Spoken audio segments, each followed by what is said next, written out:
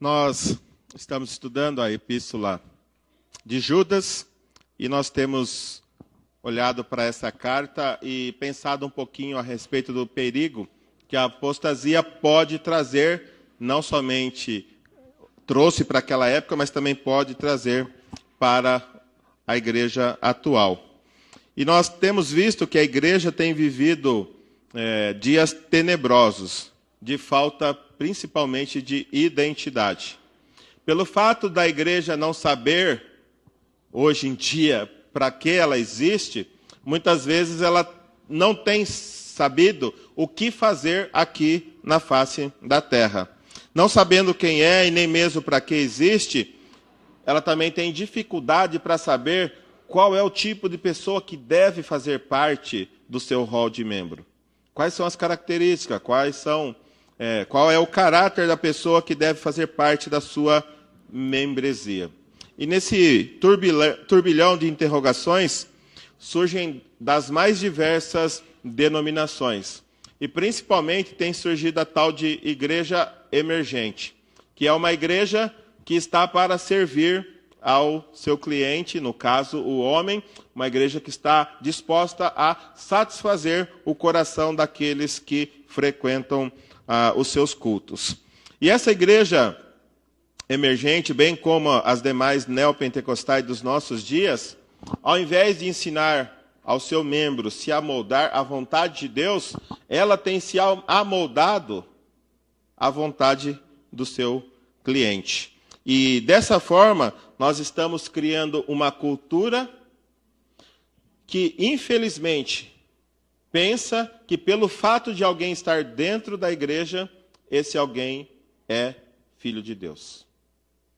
Então, uma igreja tão gostosa, uma igreja tão agradável, uma igreja que satisfaz plenamente os anseios do coração do homem, mas que estão com os bancos lotados de pessoas que, infelizmente, a maioria não tem um relacionamento correto com Deus. E hoje nós vamos pensar um pouquinho, através da epístola de Judas, o grande perigo que há em estar dentro do povo de Deus e mesmo assim não pertencer a Deus. É muito possível isso. Alguém estar dentro do povo, frequentando o povo de Deus, desfrutando das bênçãos que o povo desfruta, mas não ser parte do povo de Deus. Hoje nós vamos pensar sobre o seguinte tema: alertas antigos contra perigos atuais.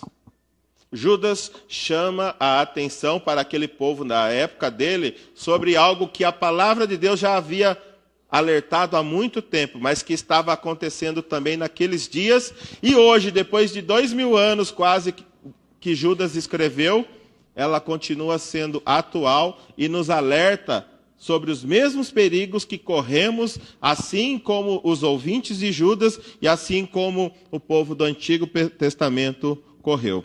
Para tanto, nós vamos nos pôr de pé e nós vamos ler Judas, Judas, versículos 5 a 7, e vamos pensar sobre esses alertas antigos para perigos atuais. Judas, versículos 5 até o 7, diz assim: Quero, pois, lembrar-vos, embora já estejais cientes de tudo uma vez por todas, que o Senhor, tendo libertado um povo, tirando-o da terra do Egito, destruiu depois os que não creram. E a anjos, os que não guardaram seu estado original, mas abandonaram seu próprio domicílio, ele tem guardado sob trevas em algemas eternas, para o juízo do grande dia. Como Sodoma e Gomorra, e as cidades circunvizinhas, que, havendo se entregado à prostituição, como aqueles, seguindo após outra carne, são postas para exemplo do fogo eterno, sofrendo punição. Oremos. Santo e eterno Deus, nós estamos diante da tua palavra. Estamos diante de sérios alertas que o Senhor deu para o seu povo no passado, mas que são bem atuais para a época que vivemos. Por isso, Pai, eu peço que em nome de Jesus o Senhor nos ajude a nos identificar com esses alertas, para que nós possamos levar o nosso coração diante de Ti, a fim de que possamos ser transformados pela Tua graça maravilhosa. Em nome de Jesus, Pai. Amém. Podemos assentar.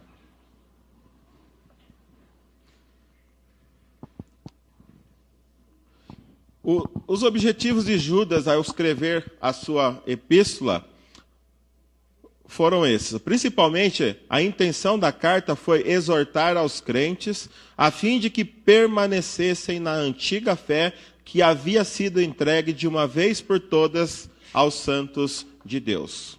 Essa foi o principal objetivo. O que estava acontecendo, que tinha alguns homens que estavam se infiltrando na igreja, trazendo novidades e querendo transmitir coisas que os apóstolos e os profetas do Senhor Deus não havia dito. Eles estavam querendo trazer novidades. E nós corremos o risco hoje de também andar atrás de novidades, como nós falamos no primeiro dia. E no primeiro dia a gente viu que ele queria alertar os crentes contra os perigos que os apóstatas representam para a saúde espiritual da igreja de Jesus Cristo. Nós vimos que o apóstata é aquele que abandona, aquele que deixa, aquele que se divorcia da fé. Então, se a gente ter no hall de membros da Igreja Batista Nova Jerusalém pessoas que abandonaram a fé para seguir seus próprios corações, ou para seguir homens que ensinam novidades, coisas que fazem coceira nos ouvidos, fatalmente a saúde espiritual da igreja estará seriamente em perigo, estará correndo risco. E também nós vimos que Judas ele quis alertar como os apóstatas se infiltram dissimuladamente no seio da igreja, com toda impiedade, transformando a graça de Deus em libertinagem e negando ao Senhor Jesus Cristo. Isso nós vimos na última mensagem. Eles não entram assim falando abertamente, eles não entram apontando o dedo contra aquilo que o pastor está ensinando, mas eles entram de mansinho, eles vão ganhando a confiança do povo, ele abraça daqui, beija dali, ele ganha a sua confiança e depois ele começa, quando ele conseguiu fisgar o seu coração, ele começa lançando pequenas coisas e quando você vai ver, a igreja vai perceber, já tem um fermento que espalhou-se por todo o corpo da igreja. E ali diz que eles são ímpios. Lembra que nós falamos na outra mensagem que o ímpio é aquele que desaforadamente rejeita a palavra de Deus. Aquele que não se incomoda em estar ofendendo a Deus com a sua maneira de viver. E nós vemos também que o libertino é aquele que de maneira desaforada faz aquilo que ele sabe que Deus não deseja que ele faça e ele usa como pretexto a graça de Deus. Ele acredita que a graça de Deus lhe dá carta branca, lhe dá um alvará para agir do jeito que deseja, ainda que fazendo coisas horríveis contra a palavra de Deus, crendo que essa graça vai aliviar ele de qualquer dano, de qualquer juízo.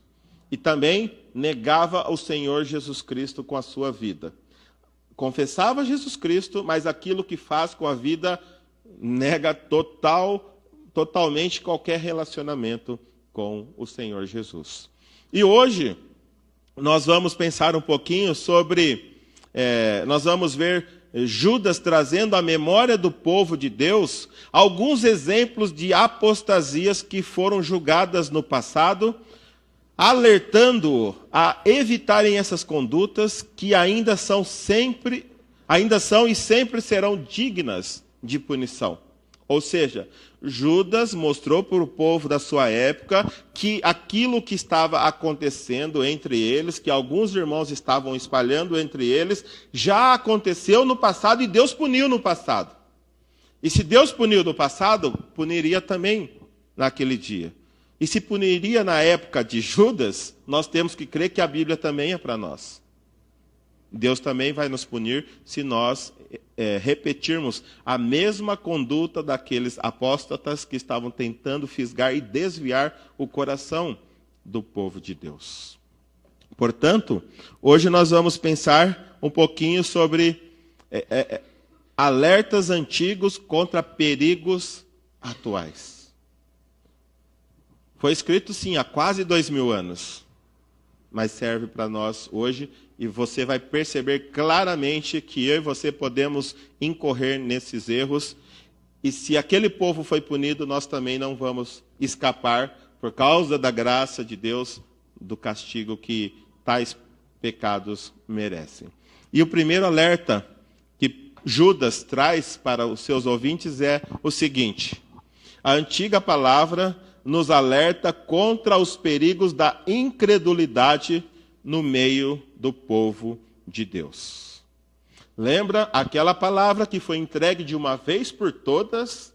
Essa palavra antiga, essa fé antiga, que foi transmitida a eles, mostra que Deus puniu no passado pessoas que estavam no meio do povo, mas que eram incrédulas. O verso 5, Judas ele diz assim: eu quero lembrar-vos. E se você olhar para o Antigo Testamento, é cheio de lembrar-vos. E quando fala lembrar, é trazer à memória, trazer à mente algo muito importante que já foi dito no passado, mas que parece que estamos deixando de observar. Por isso é necessário que a gente traga à memória. Às vezes parece que as mensagens são repetitivas, às vezes parece assim que é o mesmo assunto. Mas se você notar como Judas entende a importância de trazer à memória aquilo que já foi ensinado e aquilo que o povo já sabia. Nós sabemos que, como seres humanos, nós temos memórias curtas. Você vê aí os atuais políticos nossos, nós temos alguns que já foram condenados no passado, sofreram impeachment e estão ali exercendo novos mandatos. Nós temos memória muito curta.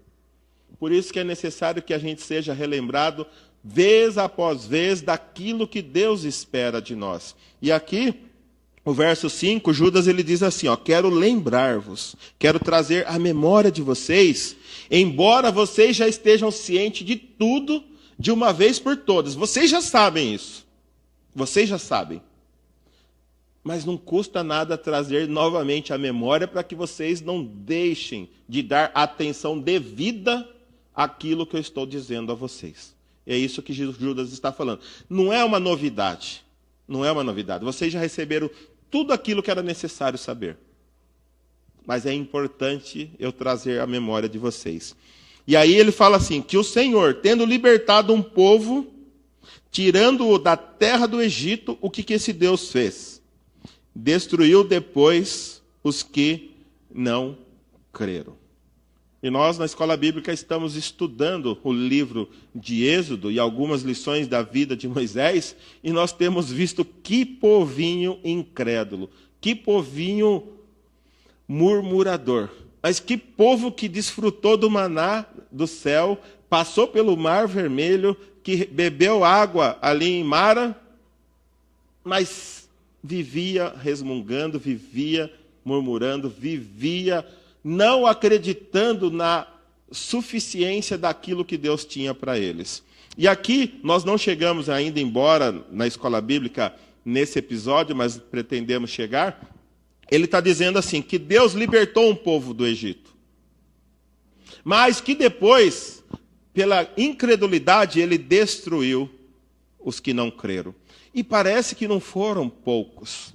Quando a gente vê ali na questão de Moisés enviando os 12 espias para dar uma olhadinha ali na terra de Canaã, quando esses passam 40 dias lá olhando a terra e depois eles retornam com um relatório a respeito de como era a terra de Canaã, 10 dos espias trouxeram um relatório negativo. Não vamos. O povo que tem lá são gigantes. Nós parecemos gafanhotos diante deles. Eles vão nos destruir, eles vão acabar conosco. É melhor a gente não se meter com aquele povo. E apenas 2 homens dos 12 voltaram com um relatório positivo. Sim, lá tem um povo grande, um povo valente, um povo forte. É uma terra que mana leite e mel, mas o Senhor vai nos entregar aquela terra em nossas mãos como herança. Então nós vamos, não porque nós somos poderosos, não porque nós somos melhores que eles, mas porque aquele Deus que abriu o Mar Vermelho, aquele Deus que destruiu o Egito, também vai fazer o mesmo por nós ali em Canaã.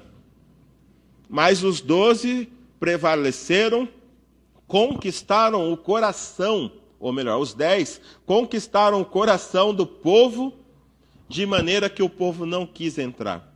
E Deus ficou irado contra aquele povo, e nós sabemos que ele destruiu toda aquela geração durante os 40 anos que eles perambularam pelo deserto. Todos os que tinham de 20 anos para cima, durante aqueles 40 anos, foram mortos lá no deserto. De toda aquela geração que saiu do Egito, somente Josué e Calebe entraram na terra prometida. Dos que tinham de 20 anos para cima, apenas 2 homens creram e possuíram a terra que Deus havia prometido.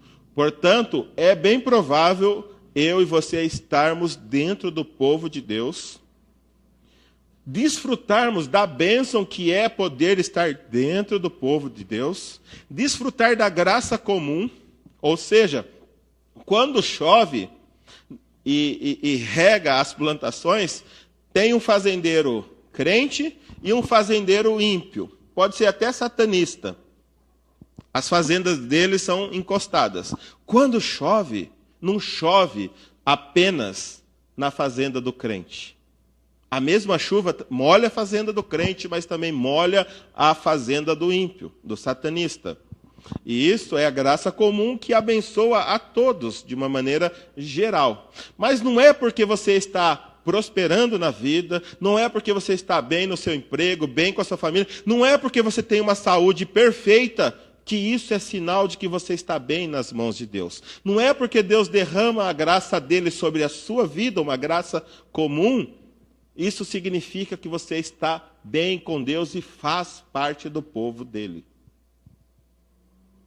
É muito claro que Deus libertou um povo do Egito, mas ele não se agradou da maioria e fez com que a maioria padecesse no deserto. Então, Judas está lembrando ao povo, aos seus ouvintes que faziam parte daquela igreja: meus queridos, cuidado.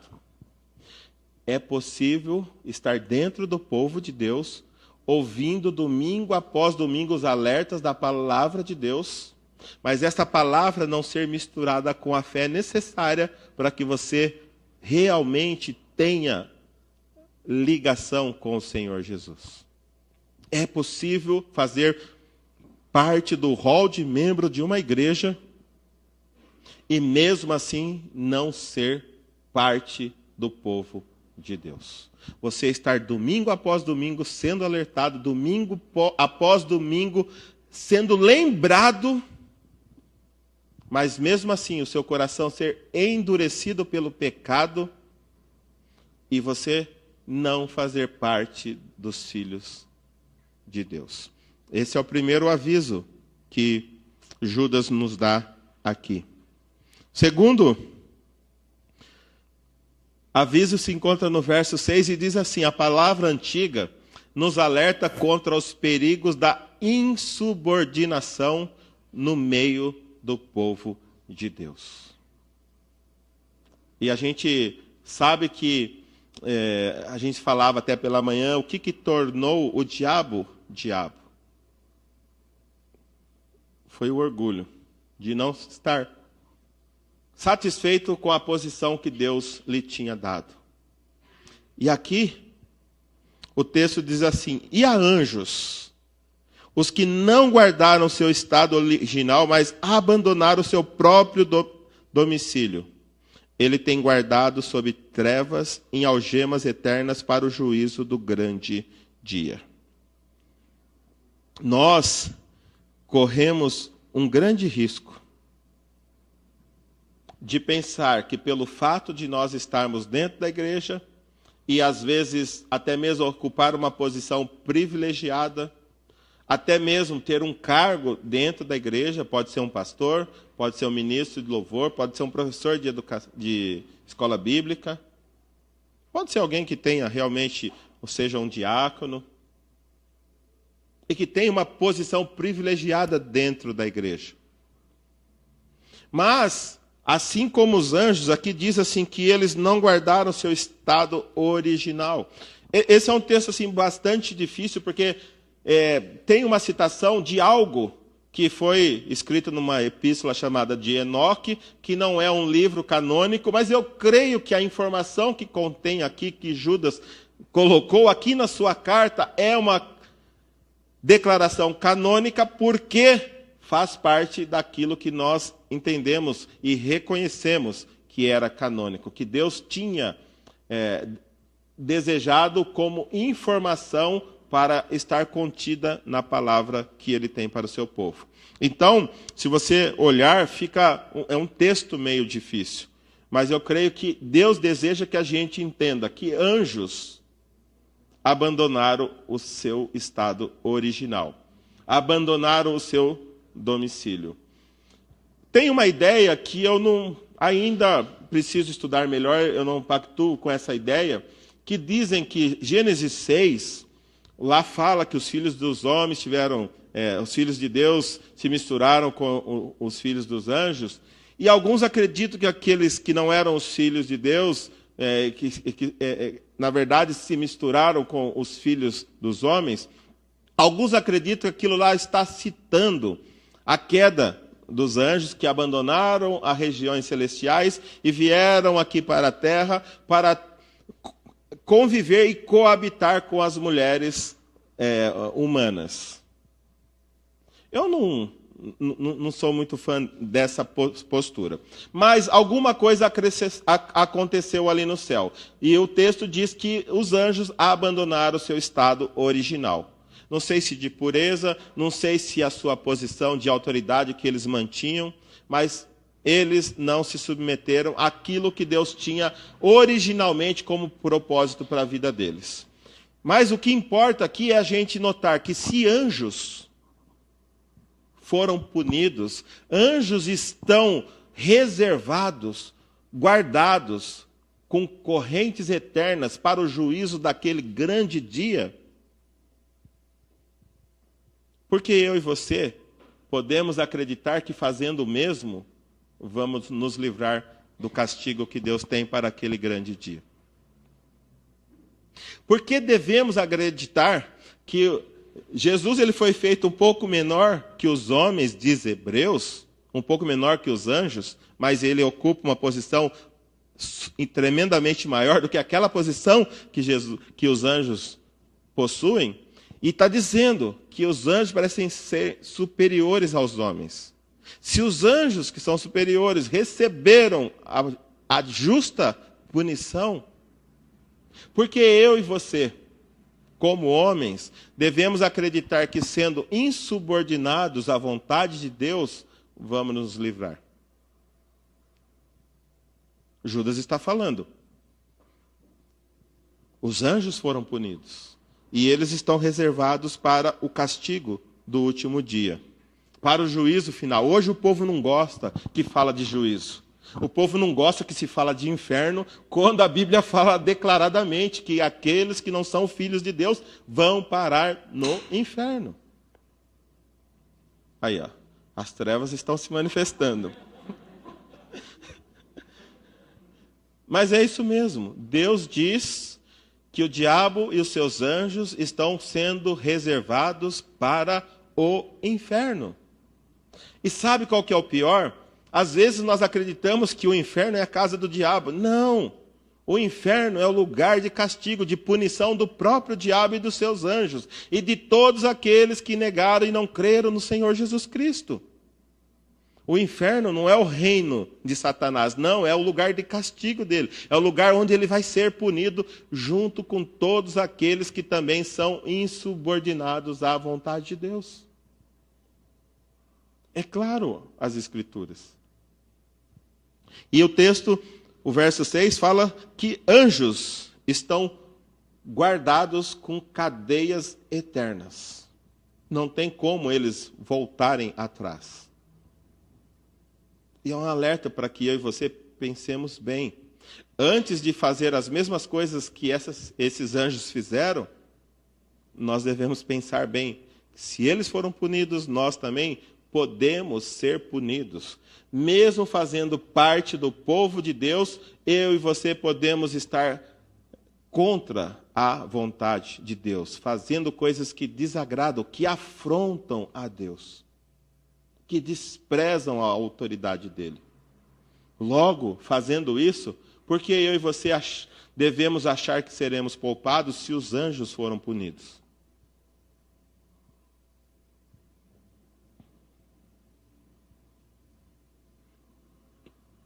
Na advertência, parece que duas coisas arruinaram os anjos: o orgulho e a cobiça.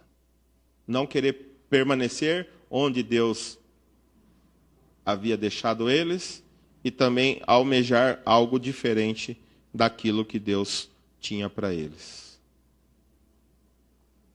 Será que se eu e você também fizermos o mesmo, não nos contentarmos com o que Deus tem para nós, ou acharmos que nós merecemos mais do que aquilo que Deus tem nos dado? Será que isso não é um pouco do orgulho invadindo e tomando o nosso coração? Não aceitar a posição que Deus nos deu, será que isso pode passar diante de Deus desapercebido? E às vezes a gente pode ver que há competições entre nós. Às vezes, uma luta por poder, uma luta por cargos, uma luta por estar em evidência. Às vezes, quem está sentado acha que é melhor do que quem está aqui à frente. Quem está à frente acha que é melhor do que quem está sentado, por isso que ele está à frente. E acaba passando desapercebido que as posições são dadas por Deus. E cada um deve manter no estado em que Deus o colocou e deseja que ele viva. E é bem provável a gente fazer parte do povo de Deus e ser insubmisso à vontade de Deus. Ser insubmisso às autoridades que Deus estabeleceu sobre a sua vida. É bem possível que isso aconteça. E mais adiante, Judas dá um terceiro alerta. Ele fala assim: a antiga palavra nos alerta contra os perigos da imoralidade no meio do povo de Deus. E essa é uma história muito conhecida, mas às vezes nós deixamos passar desapercebido. E ele diz assim: como Sodoma e Gomorra e as cidades circunvizinhas, que havendo-se entregado à prostituição como aqueles, seguindo após outra carne, são postas para exemplo do fogo eterno, sofrendo punição. Nós sabemos que o próprio nome sodomia, hoje, a conotação é de imoralidade sexual e principalmente homossexualismo. A palavra sodomia, se você falar sodomita para alguém que tem entendimento vai saber que você está chamando ele de gay, de homossexual. E a Bíblia fala em algumas passagens, em 1 Coríntios, em acho que Apocalipse, em Timóteo, eu estava vendo, acho que segundo Timóteo, diz essa palavra, os sodomitas. Os sodomitas são aqueles que praticam as coisas que Sodoma e Gomorra e as cidades circunvizinhas praticavam. Vocês lembram a história de quando Deus destruiu Sodoma e Gomorra? Se você abrir Gênesis capítulo 19, 18 e 19, você vai ver essa história. Quando Ló se separou de Abraão, ele foi habitar ali na região de Sodoma e Gomorra. E Deus foi e avisou para Abraão, estou indo para ver o que está acontecendo, e se for assim mesmo, eu vou mandar fogo. E aí Abraão começou a falar com Deus. Deus, mas se tiver 50 justos? Se tiver 50 justos, eu não destruo. E se tiver 40? Também não, 40. E foi diminuindo, e se tiver 10? Não destruo. E aí ele mandou os 2 anjos. Quando os anjos estão chegando na região, ali na cidade, diz que Ló estava na porta de entrada. E ele viu os anjos, ele recebeu os anjos, instou muito, conversou muito e convenceu os anjos, foram para a casa dele. Quando anoiteceu, se você lá ler o texto, diz assim, que todos os homens da cidade, tanto os moços quanto os velhos, se reuniram em volta da casa de Ló, bateram e pediram para Ló mandar para fora os 2 homens que tinham entrado ali. E esses 2 homens eram 2 anjos. E sabe o que esses homens da cidade queriam? Queriam abusar sexualmente dos anjos. Imagina, todos os homens e todos os moços da cidade queriam abusar daqueles 2 homens que haviam adentrado a casa de Ló. E quando Ló falou, não faça isso, eu tenho 2 filhas virgens, eu vou entregar elas para você, vocês fazem o que quiser com elas. Jó tentou preservar os anjos. Os homens falaram, quem é você? Você é um estrangeiro que quer ser juiz entre nós? Vamos para cima dele e vamos acabar com ele, nós vamos fazer com você pior do que a gente faria com os 2 lá. Aí diz que os anjos cegou, atacou de maneira que deixou aqueles homens cegos e trancou a porta.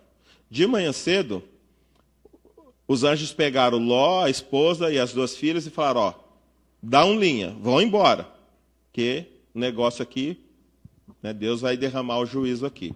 E diz, e não olhem para trás, não olhem para trás. E aí saiu Ló, as 2 filhas e a esposa. E quando eles estavam chegando num lugar bem distante, que parece que ouviram um barulho, alguma coisa aconteceu, a esposa olhou para trás. E o que aconteceu com ela?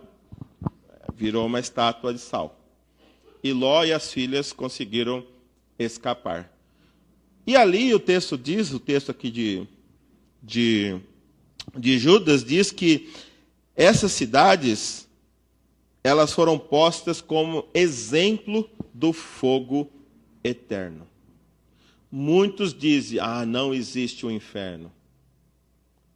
Jesus fala sobre o inferno. E a palavra fala sobre o inferno. Sodoma e Gomorra está escrito aqui para que eu e você entenda que há sim um fogo onde os ímpios sofrerão punição.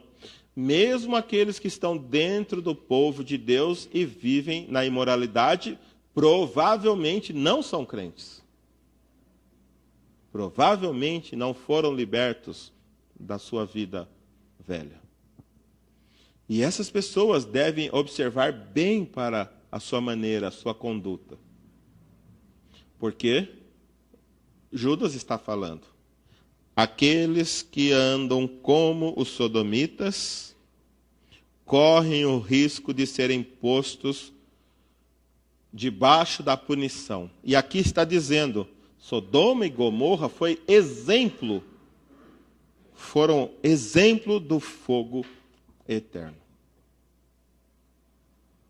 Logo, se eu e você estamos fazendo coisas que os sodomitas e a região fazia, por que devemos pensar que seremos livres, sendo que a Bíblia foi escrita para nos alertar, e Judas está nos lembrando, trazendo à memória, meu querido, tome cuidado com a sua vida. Se você pratica as mesmas coisas que aquele povo praticava, se eles foram punidos, por que você não vai ser? Você é mais bonito do que eles? O que vem na sua mente? O que você acha? Por que você não vai ser punido se Deus puniu aquele povo? Se Deus puniu os anjos, Deus puniu uma cidade inteira. E era bem claro, quando uma nação está contaminada com o pecado, parece que é como um fermento que toma conta de tudo. Deus falou para Ló, se tiver 10 justos, ele não teria destruído. Ou seja, ele só tirou Ló, que diz o justo Ló afligia a sua alma por causa do pecado do povo. Ele tirou Ló e a sua família. O restante, Deus desceu fogo do céu. Logo, Deus espera que eu e você prestemos atenção a isso e levemos o nosso coração diante de Deus para que a gente seja transformado por Ele e não venhamos a perecer como Sodoma e Gomorra pereceu. 3 exemplos bem claros de punição no passado que Judas estava chamando a atenção do povo e eu creio que os mesmos alertas são para nós hoje. Incredulidade, mesmo estando dentro de uma igreja, sendo membros de uma igreja, insubordinação à vontade de Deus, mesmo sendo membro de uma igreja, e imoralidade, mesmo sendo membro de uma igreja. Às vezes nós fazemos vistas grossas, mas não somos nós que vamos julgar. É aquele cujos olhos estão sobre toda a terra, contemplando os bons e os maus. É Ele quem vai julgar. É a Ele que nós devemos temer. Não aquilo que a igreja pensa de nós, mas aquilo que Deus sabe de nós. Hoje nós estamos vivendo essa era do cibernética e do sexo cibernético, e isso tem destruído, acabado com as vidas e tem acabado com as famílias. Vou colocar um vídeo para que você pense a respeito da condição do povo de Sodoma e Gomorra e pense bem o que esse vídeo quer nos ensinar.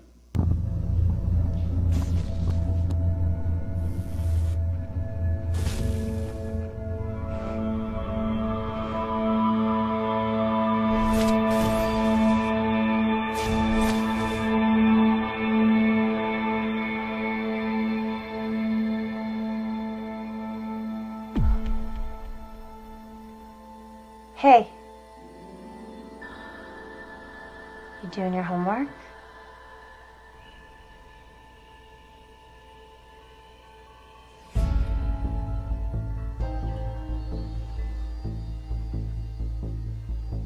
Can I ask you something?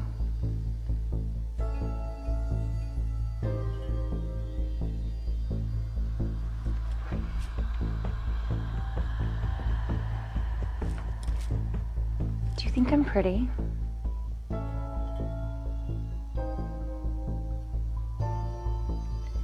What's your favorite part about me?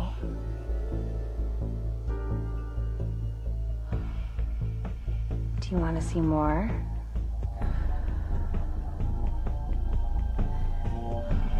I can show you whatever you want. Honey, dinner's almost ready. What's wrong? Nothing. Okay, we'll finish up what you're doing and come on downstairs. Okay.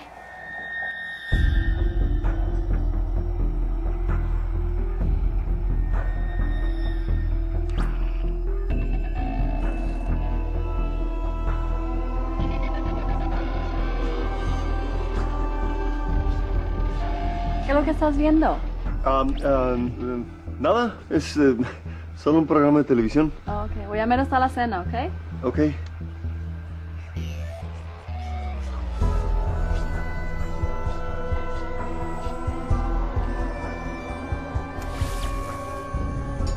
Hana, tulungan mo ako maghain sa hapagkainan, ha? Opo. Felipe, la cena está lista. Come on, it's dinner time.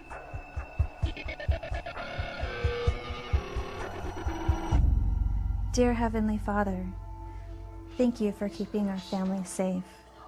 And thank you for this delicious meal that you have so graciously given us. And thank you for keeping our family close and so full of love for each other. Los abuelos que tenemos en la familia, que los cuiden mucho. Y también que toda la gente que necesita ayuda, que los ayude en Dios. Y también para esta familia bien especialmente, para todos. En el nombre del Padre. na pinagkaloob ninyo sa akin.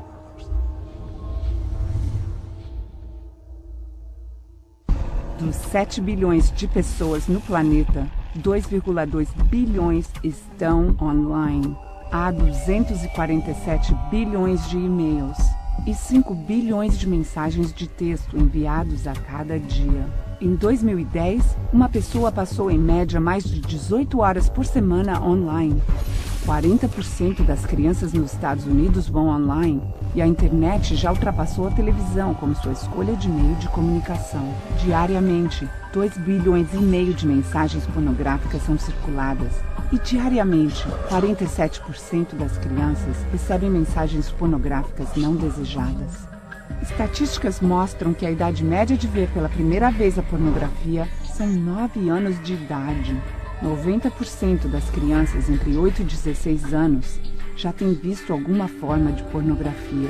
77% dos adolescentes antes de 18 anos tinham visto na internet. E 80% dos 15 aos 17 anos foram expostos à pornografia extrema. De fato, a indústria adulta diz que de 20 a 30% do tráfico vem das crianças. Mais de 1 bilhão de páginas web pornográficas está apenas a um clique. Metade de todas as famílias cristãs relatam que a pornografia é um problema grave e que aumenta a infidelidade conjugal por mais de 300%. Ainda assim, 67% dos homens, 49% das mulheres pensam que a pornografia é aceitável. Metade de todas as pessoas envolvidas em interações sexuais na internet perdeu interesse em relações sexuais com seus cônjuges.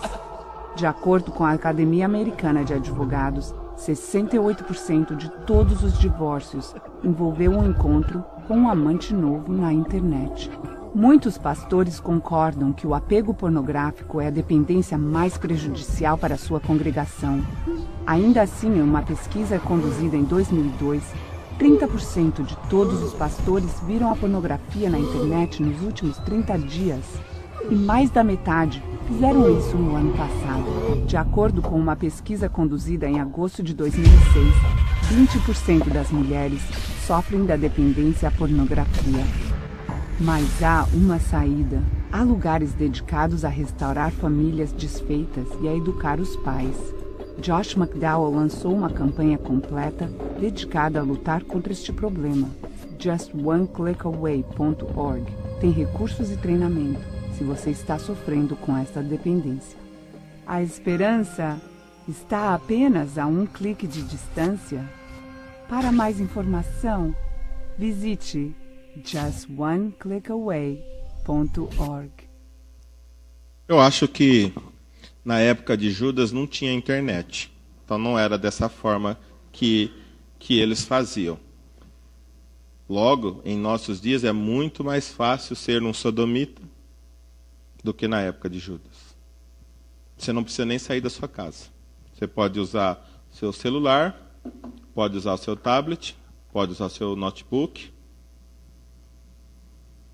E você pode fazer coisas até piores do que o pessoal de Sodoma e Gomorra fazia. E, fazendo isso, se Deus puniu Sodoma e Gomorra por inteiro, deixaria a gente livre? Deixaria você livre?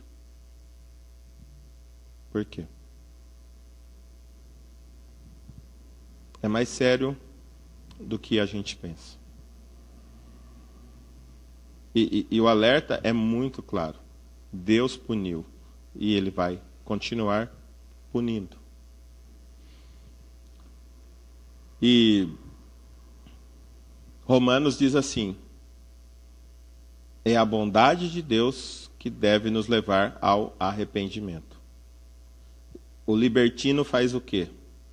Já que eu não estou sendo punido, então é porque Deus não se preocupa. Então eu vou continuar fazendo.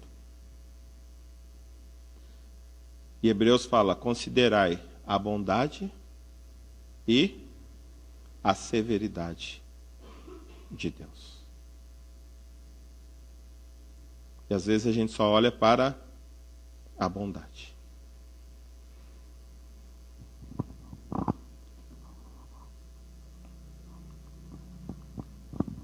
Portanto, desfrutar da graça comum não é um sinal de relacionamento correto com Deus.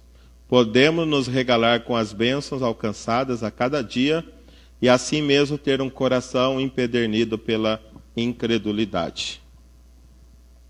Se você notar, aquele que saiu do Egito, saíram os hebreus, mas saiu também um chamado de populacho, muitos estrangeiros que saíram juntos.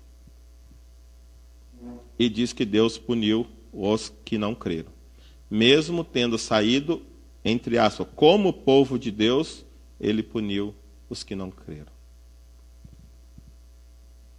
Podemos estar dentro do povo de Deus, desfrutar de uma posição privilegiada, até mesmo liderar o povo de Deus, mas não ser submisso à vontade do próprio Deus. Você pode ser pastor, pode ser missionário, pode ser diácono, pode ser líder de louvor, pode ser o que for dentro da igreja. E mesmo assim viver para o seu bel prazer. Não viver para a glória de Deus. É o perigo que Judas está nos alertando. Podemos estar dentro da igreja, desfrutar de um status privilegiado dentro da comunidade evangélica e mesmo assim ter um coração perverso que se deleita na imoralidade. E se deleitar é fazer uso, desfrutar do prazer e não se preocupar com o que Deus pensa disso. Na verdade, o prazer é mais importante do que o que Deus pensa. Então, já que o prazer é mais importante, eu vou continuar. Porque o que Deus pensa, o que tem Deus?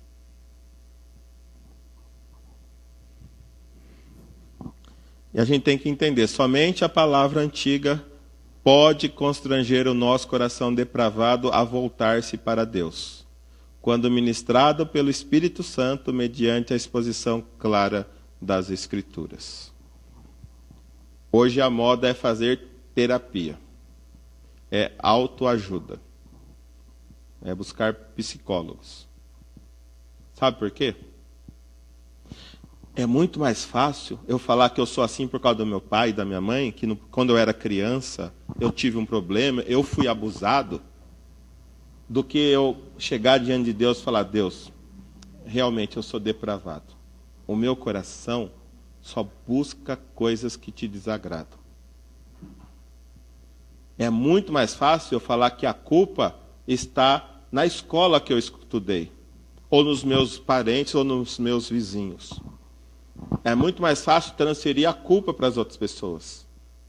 Porque assim eu não preciso concordar com Deus e com a palavra que eu faço o que faço porque eu gosto do pecado.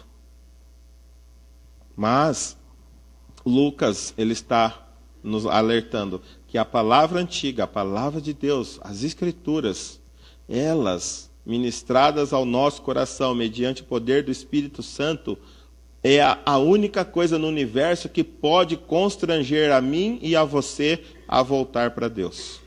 Nenhuma outra coisa vai levar alguém de volta para Deus. Você pode ler tudo quanto é livro aí de autoajuda. Você pode fazer terapia durante 200 anos a respeito do seu problema. Por que você olha pornografia? Por que você tem relacionamentos inadequados? Você vai ser bajulado e convencido de que a culpa não é sua. E que você não precisa tomar uma decisão. Somente a palavra de Deus vai abrir o seu coração e falar: a culpa é sua. Você escolhe. você busca, você procura. E só Deus pode cortar esse ciclo vicioso. Somente a palavra de Deus pode constranger o seu coração a fim de que você abandone o pecado. De outra forma, você vai continuar sendo imoral e vai continuar sendo insubmisso e vai continuar incrédulo e vai continuar indo de encontro ao juízo de Deus. Por isso que é importante você ter contato com a palavra de Deus. E Hebreus diz, a fé vem pelo ouvir e ouvir a palavra de Deus. Hebreus não, Romanos 10:17 diz assim. A fé vem por ouvir e ouvir a palavra de Deus. Qualquer outra coisa que você ouvir, até mesmo chamadas pregações, mas que não falam da palavra de Deus, ou até falam da palavra, mas não expõem a palavra, não vai constranger o seu coração. E por fim, considere o fato de você ter sido relembrado desses exemplos bíblicos de ruínas espirituais e posteriores destruições, como a graça de Deus, concedendo-lhe uma oportunidade para ser levado de volta para a cruz do Senhor Jesus em arrependimento e verdadeira fé, vindos do agir do Espírito Santo sobre a sua mente e o seu coração. Então considere isso, que hoje à noite Deus está te dando uma chance de você colocar o seu coração diante dele. Sondar a sua vida, sondar suas motivações, sondar aquilo que está escondido lá no fundo do seu coração. Para que Deus, e através da sua palavra, te leve de volta para a cruz. A grande dificuldade é que a gente pensa assim, se o meu vizinho tivesse aqui ouvindo essa mensagem. Se o fulano que senta aqui tivesse aqui. E nunca é para nós a mensagem é para os outros. Mas eu creio que essa noite Deus tinha um encontro marcado conosco. Exatamente os que aqui estão. Não é para aquele que faltou, não é para aquele que está lá. Não, é para mim e é para você. Deus deseja que eu e você olhemos para o profundo do nosso coração através da luz das Escrituras. E dessa forma a gente se renda a Ele. De outra maneira, o juízo vai ser inevitável. De outra maneira, mas pense, Deus ele é tão gracioso, que Ele nos alerta, domingo após domingo, a fim de constranger a mim e a você, pelo Espírito Santo, a voltar-se para Ele. Não brinque com seu futuro eterno. A graça de Deus nos concede, através das Sagradas Escrituras, exortações a evitar a apostasia, que pode levar ao endurecimento causado pelo pecado. E o endurecimento é triste, porque eu e você podemos continuar no pecado e achando que está tudo bem. Continuar no pecado e achar que Deus aprova. Continuar no pecado e achar que Deus nunca vai nos punir. Então, considere a graça de Deus, dando-nos essa noite mais um alerta, para que a gente volte para Ele. Amém? Vamos orar.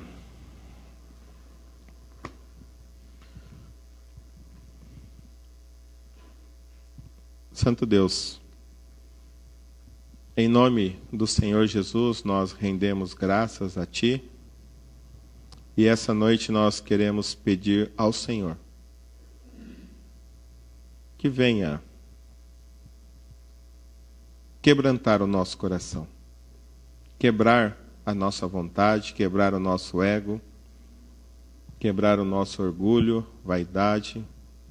Venha nos libertar da imoralidade. Pai, nós reconhecemos que somos tão iguais quanto a esse povo que foi descrito aqui, se a tua graça não estiver sobre nós. Nós somos capazes de fazer tudo o que esse povo fez e muito mais, se a tua graça não estiver sobre nós. E é por isso que nós clamamos aqui essa noite o agir poderoso do teu Santo Espírito sobre as nossas vidas. Eu peço, Pai, que o Senhor aplique essa palavra ao meu coração e aplique essa palavra ao coração do teu povo, de maneira que nós possamos, em nome de Jesus, voltar para ti. Voltar para ti arrependido, voltar para ti em fé genuína, em genuína submissão. E é em nome de Jesus que eu oro agradecido, Pai.